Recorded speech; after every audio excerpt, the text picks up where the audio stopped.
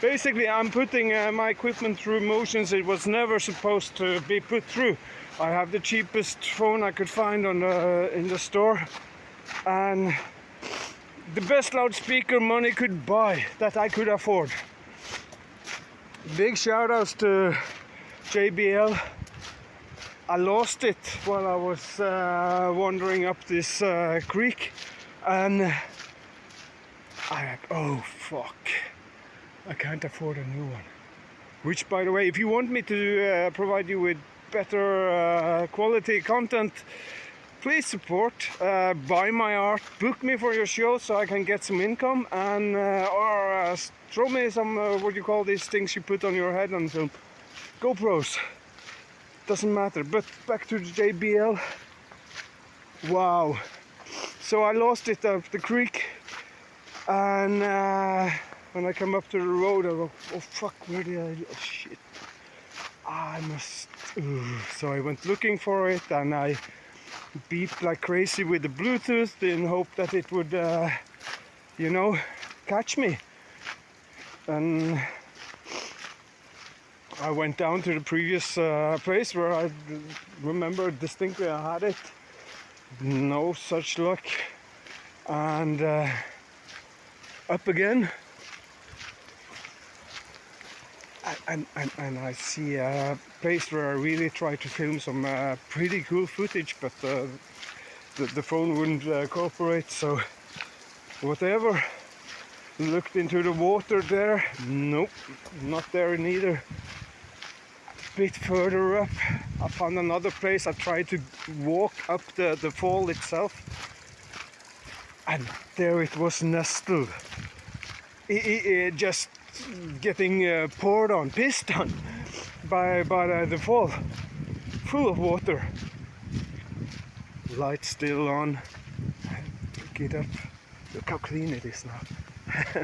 It actually still works, but yesterday when I was recording it, it wanted to play music while I was doing this. As I'm saying, I'm doing things with this equipment that's not supposed to be able to do, and by the grace of God, because I don't know how to operate it even. So, but yeah, I think I'm gonna stick to with the JBL. Perfect. Really happy that because I was. Sometimes it's good that there's nobody around when I'm getting pissed off, because I get so angry. But that is, it vanishes with the sun. Look at that. Oh boy, what a ride. One thing though. So, with the weather, what if we don't have minus degrees? And this just have been the warm-up to show what the winter is gonna do, put you through the motions, and this just been like a warm-up. I did say initially at the first,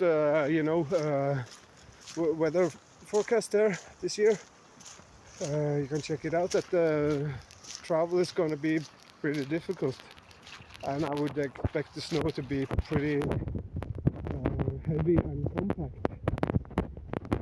Now that we see that, I'm not gonna speculate too much, but if this winter continues to come in from the east, it will be a warmer temperature, because it's this Atlantic Greenland air that is coming. It's going through mainland, some of mainland Europe before it gets up here. So we'll see. I also said that this can, the wind direction can change in in a split second almost. So that's not written in stone, but I just got thinking about it last night after I'd recorded the video. That I like to speculate on the weather. So get used to it. Let me see if I can share some view with. No, that's not possible. I just turn it around like this. So nice up here. And wouldn't it be cool if everything, actually started to freeze and we get ice everywhere? Maybe even positive spin with all that ice. Maybe travel would be easy because you could just flat surface everywhere. No rivers to keep us apart or lakes to travel around. You can just go over it if the ice is safe. Which I also, I realized there's quite a few youngsters also following these videos. Thank you. I hope you enjoy it. I hope you take some. I hope you glean some wisdom from it, whether it's through my failures or through my victories. I'm glad you watch anyway. And this is where I grew up. Since I was a wee little kid, I remember going on ski on these fields. I remember my coming of age. I think maybe nearly 5 years old, and I was out there on ski, and I start to feel this strange sensation in my behind, and I was far from home. And suddenly I had a big rush to get home because my body had still not learned wholly to control it. So by the time I come home, it wasn't really dirty on the inside. But after that, no more diapers, and since that I've rarely shit my pants unless it's been just really vacuous circumstances. And this thing, you know that when sometimes you just need to crap so bad, and you hold it, and you hold it, and the last few meters before you get to the loo,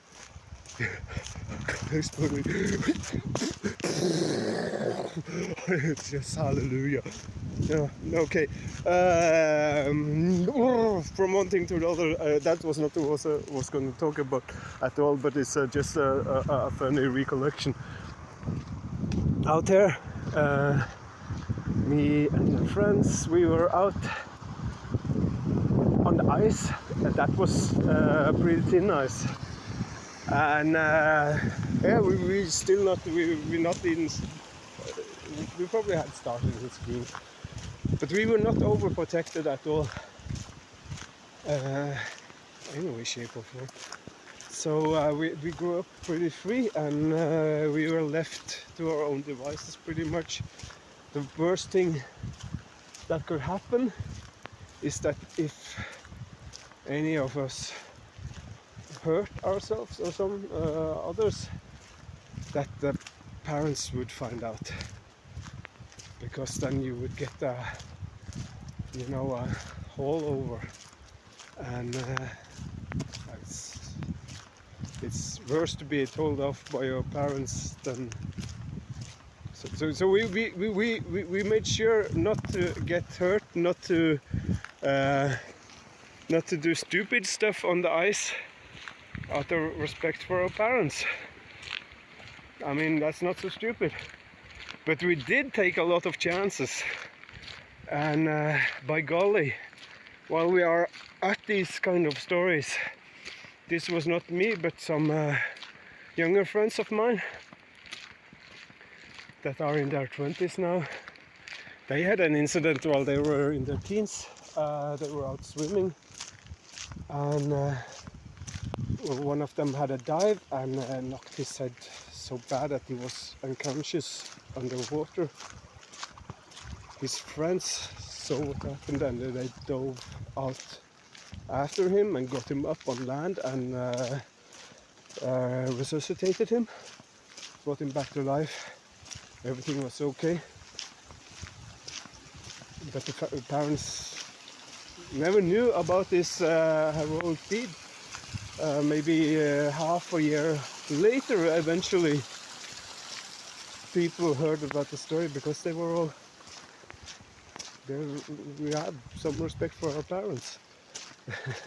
It's worse if the parents find out. So I don't know. Whatever you do, just make sure. I take my chances.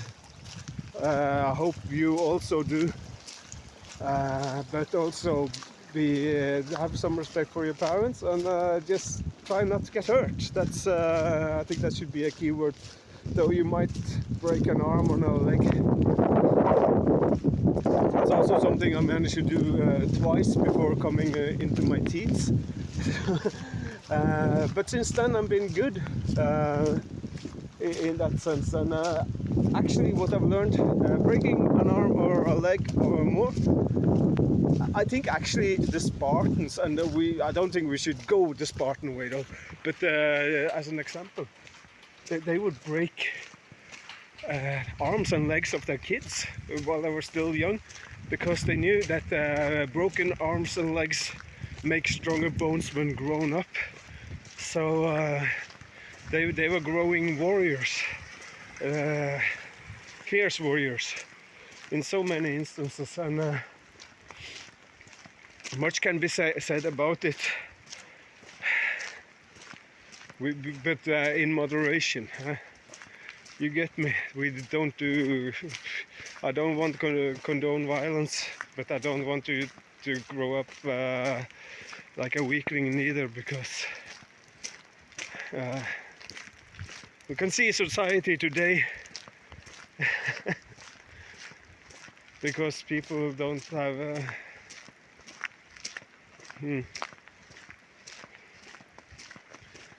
So yeah, sometimes I just get dumbfounded when I get into things, and so uncomfortable talking about it. But just some small observations there. Yeah, I think we'll see you again soon.